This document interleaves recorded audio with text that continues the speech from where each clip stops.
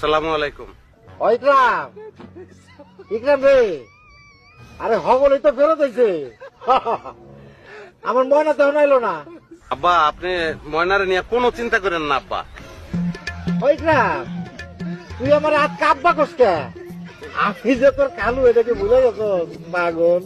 না আব্বা ভুলি নাই, জন্মের পর থেকে তো আপনাদের খালুই কইছি, আপনি তো আমার খালুই আছিলেন।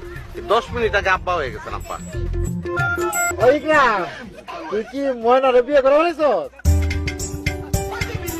জি আব্বা করে ফেলাইছি। আপনার এই ছোট মেয়েটা যে পুংটা না করে কোনো উপায় ছিল না আব্বা। এখন কি আমরা আপনার বাড়িতে আমু?